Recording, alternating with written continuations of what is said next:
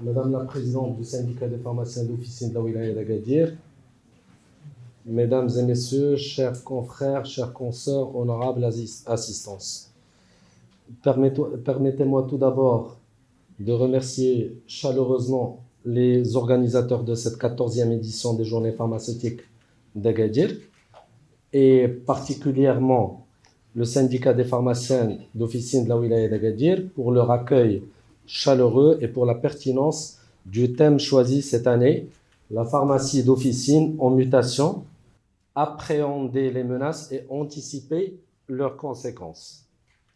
Ce thème résume parfaitement le moment historique que traverse aujourd'hui notre profession. La pharmacie marocaine vit une période de transformation profonde. Le système de santé évolue rapidement. La généralisation de l'amour, la digitalisation, les nouvelles attentes du citoyen, les réformes réglementaires, les mutations économiques, l'évolution des modes de consommation des soins, mais aussi les fortes pressions sur l'équilibre économique des officines. Face à cette réalité, il est important d'avoir le courage de dire les choses avec lucidité et clarté. Oui, une grande partie des pharmacies marocaines traversent aujourd'hui une fragilité économique croissante. Pendant longtemps, l'officine a été perçue comme une activité stable. Mais la réalité du terrain a profondément changé. Les charges augmentent continuellement. Les loyers, la fiscalité, les salaires, l'énergie, la digitalisation, les logiciels, les obligations administratives, la gestion des stocks et les contraintes réglementaires. Dans le même temps, les marges ont été fortement réduites après les différentes baisses du médicament, notamment depuis la promulgation du décret de fixation des prix de 2013.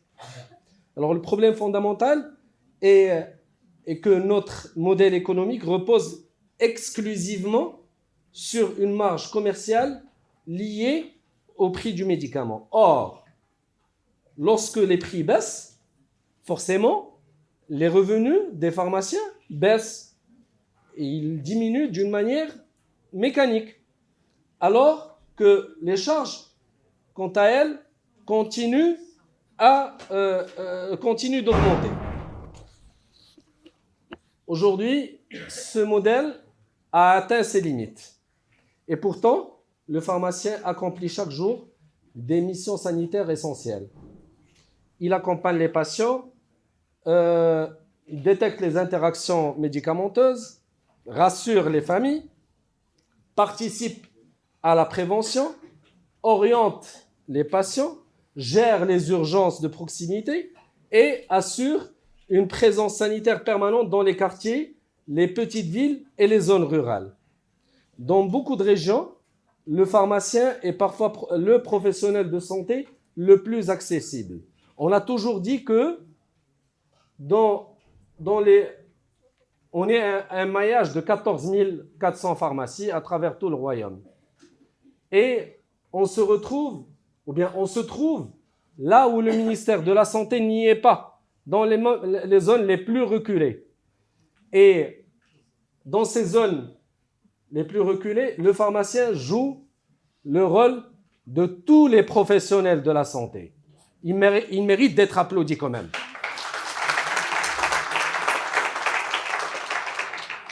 Toutes ces missions, elles ont une valeur immense pour le système de la santé.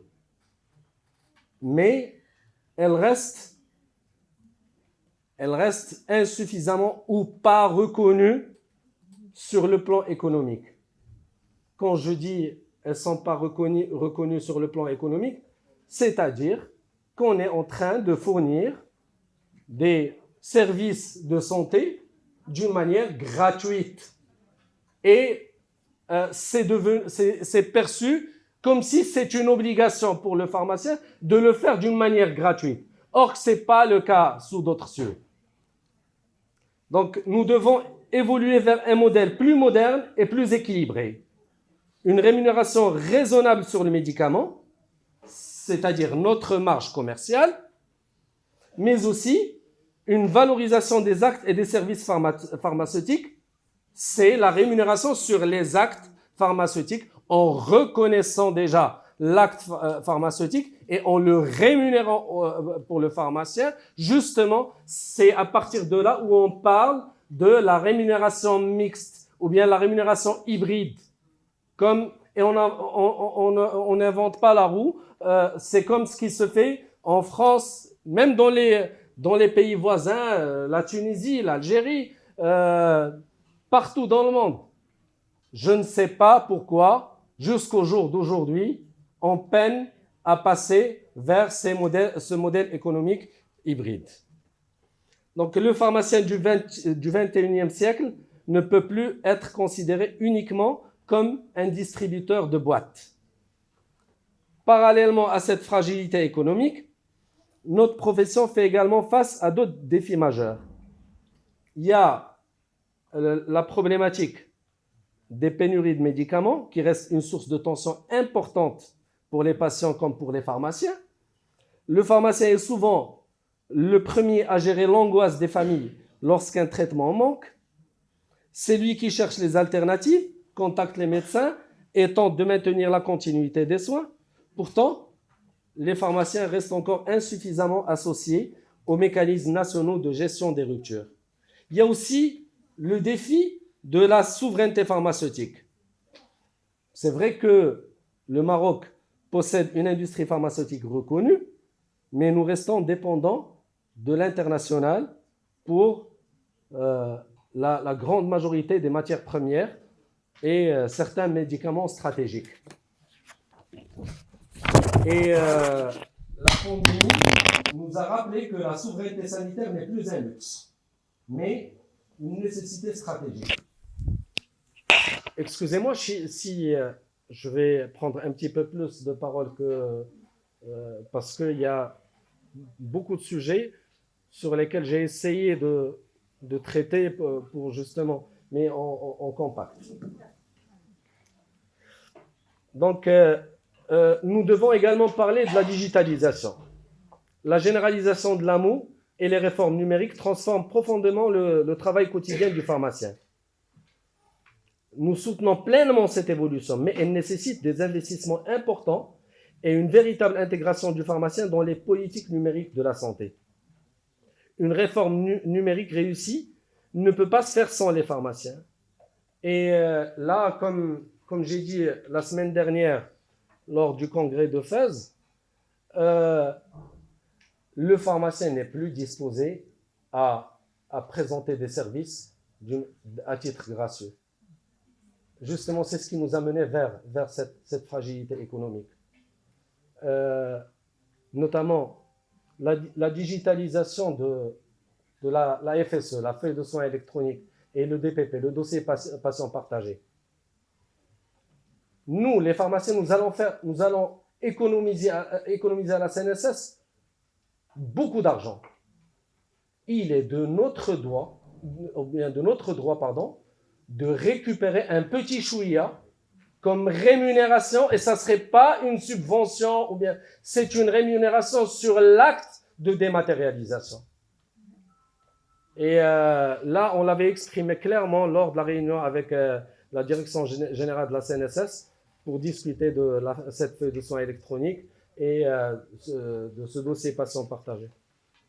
Donc, mesdames et messieurs, face à toutes ces mutations, le plus grand danger serait le découragement, la division et la désorganisation de la profession. Mais l'histoire récente nous a montré quelque chose d'essentiel. Lorsque les pharmaciens s'unissent, ils deviennent une force incontournable. Le 9 avril 2026 restera un moment marquant dans l'histoire de notre profession.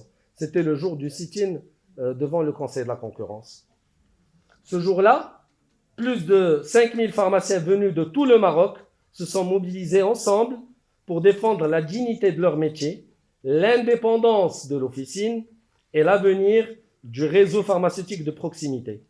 Cette mobilisation n'était pas simplement un mouvement de protestation, c'était un message fort adressé à tous les décideurs. La profession existe, elle est consciente des enjeux et refuse d'être marginalisée dans les grandes réformes qui touchent le médicament et la santé. Aujourd'hui, nous devons tirer les leçons de cette étape. Nous avons besoin d'institutions fortes et légitimes. Nous avons besoin d'instances ordinales, démocratiques, capables d'encadrer la profession et de défendre son éthique. Nous avons également besoin d'organisations syndicales structurées et surtout crédibles. Nous avons également besoin de nouveaux outils d'accompagnement économique, de digitalisation, de formation continue, de modernisation de l'officine, car le défi, le véritable défi, n'est pas seulement de survivre.